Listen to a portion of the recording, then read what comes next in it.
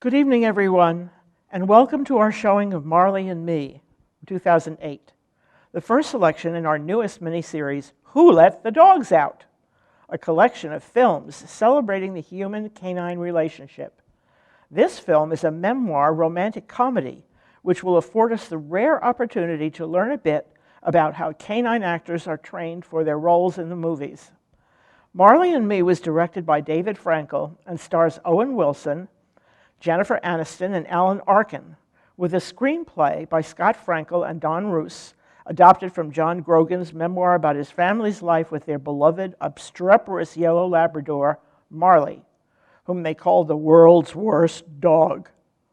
The film covers Marley's entire lifespan, from his puppyhood to his demise 14 years later, requiring 22 different yellow labs of varying ages to portray the role of Marley. The movie opened on Christmas Day 2008 in the US and Canada and racked up nearly $15 million in ticket sales, making it the most successful Christmas Day opening in film history. Marley and Me earned nearly $248 million on a budget of $60 million, but it received mixed reviews. Todd McCarthy of Variety said that Fox has a winner here, likely to be irresistible to almost everyone but cats, and called Aniston's performance animated and emotionally accessible. Kirk Honeycutt of The Hollywood Reporter gave the film an equivocal review, saying that Marley and Me is a warm and fuzzy family movie, but you do wish that at least once someone would upstage the dogs. Walter Diego of the San Francisco Chronicle said that this love letter to man's best friend will make dog fanciers roll over and do tricks. Marley and Me was filmed primarily in Fort Lauderdale, Hollywood, West Palm Beach, and Miami, all in Florida, and in Philadelphia and Westchester, Pennsylvania. The Grogan's Stone Farmhouse can actually be found at 1175 Meeting House Road in Birmingham, Pennsylvania. The Irish honeymoon scenes were filmed in and around Ballyhinch Castle in Connemara, Galway, Ireland. So how do canine handlers get their dogs to perform on cue? The answer, of course, is training, training, training, and lots of treats. All the dogs playing Marley had to go through extensive training in order to comply with what the screenplay required of them. In some scenes, Marley chews on things, such as the kitchen floor, couch cushions, and car seats. The dogs were trained to get the objects. For the veterinary scenes, an older dog was cued to lie still on the exam table. To simulate Marley's IV drip, the tube attached to the IV bag was taped to the dog's leg and wrapped in gauze. On the other end of the tube was a pouch hidden under the dog's blanket. Liquid flowing through it ended up in that pouch, not in the dog's body. The dog's eyes closing was a visual effect. No syringe or medicines were used.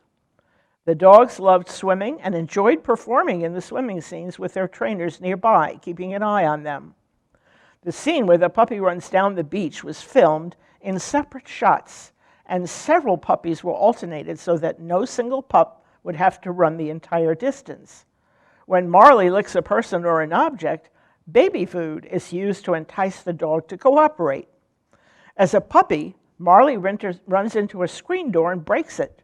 Trainers released the pup close to the door so that it would not get hurt in the collision, then called him to run through a specially built breakaway door, which gave way with only the slightest pressure.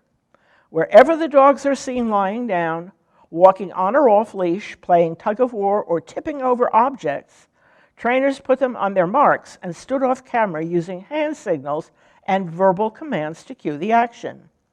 Any object that Marley knocks over is a custom-built, lightweight prop made especially for him. For scenes where Marley pulls on his leash, excited trainers off camera cued the dogs to come, causing them to run toward the end of the leash and pull on it. Whenever Marley is seen in a car, there was a trainer hidden in the back seat to cue him. When Marley has to bark, sometimes he's cued to bark, and sometimes the bark was dubbed in later. When he lies under the tree, whimpering in the rain, the dog wore a prosthetic belly to make him look bloated. The rain was created with a rain machine, and the dog barely got wet. The tree functioned as a shelter, and the whining was dubbed in later. Marley's action during the obedience class was cued by trainers, except for the humping, which involved the use of deer scent to entice him. For the shot in which Marley jumps over the fence at the Pennsylvania house, the dog was trained to jump, and the fence was lowered to an easier height for the dog to scale. When he knocks down the toddler, the scene was photographed separately. The dog and child were never in the same scene together. When he drinks out of the toilet, he's actually drinking out of a dog bowl hidden inside it. When Marley bites the mailman's bag, he was cued to get it and shake it. When he bites the UPS boxes, the UPS man was an actor in costume who cued the dog to bite certain easily gripped spots on the boxes. Plot summary. Two young, newly married newspaper reporters, John and Jenny Grogan, moved to new jobs at different South Florida newspapers. Jenny thrives in her new position, while John is bored by his routine covering local fires and thefts. When Jenny starts to get antsy and entertains ideas of motherhood, John decides to slow her down by gifting her with a lovable, adorable, but rambunctious yellow Labrador puppy, hoping to test both of them to determine their readiness to become parents. Grogan names the pup Marley after the great reggae musician Bob Marley. In due course, Marley grows into a 100-pound dog, but loses none of his puppy energy, remaining lovable, but getting into horrendous scrapes and defying every attempt to civilize him. Marley's escapades do provide ample material to fuel Grogan's fledgling newspaper column, which becomes highly popular throughout South Florida. As the couple mature and their family grows, Marley continues to test everyone's patience by behaving like the world's most impulsive dog. Fun facts about the film. Dave Barry, Grogan's friend and fellow South Florida humor columnist, has a cameo as a guest at Grogan's surprise 40th birthday party. Owen Wilson's real-life parents play his parents in the movie. Their biggest problem was remembering not to call him Owen. Both the Sun Sentinel and Inquirer scenes were filmed on site in the two newspapers' respective newsrooms. Toward the end of the film, Wilson picks up a copy of the New York Times and turns to an article by his friend and co-worker Sebastian. The contents of this article were taken directly from a real New York Times article with the same title, published by Larry Roeder, who was the South American bureau chief of the Times in 1999. John Grogan himself has a cameo appearance as the Cocker Spaniel owner in the dog obedience class. Grogan's second son is named Connor, which is anglicized from the Gaelic Conchafar, meaning dog lover or wolf lover. Early scenes in Marley and Me are set in the 1990s.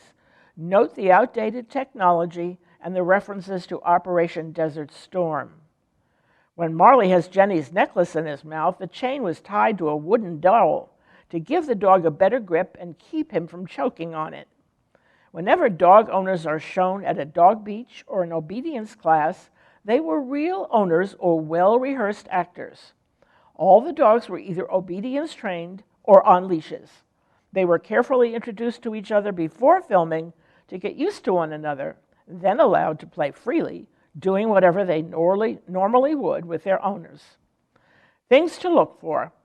Owen Wilson's real-life parents acting as his screen parents. There are 22 Marleys on screen. Can you tell the difference? Authentic newsroom scenes at the Sun Sentinel and the Inquirer. Grogan's cameo as the Spaniel owner at the obedience class. All the amazing scenes in which the dogs act the role of Marley. The Grogan's lovely stone farmhouse in Birmingham, Pennsylvania.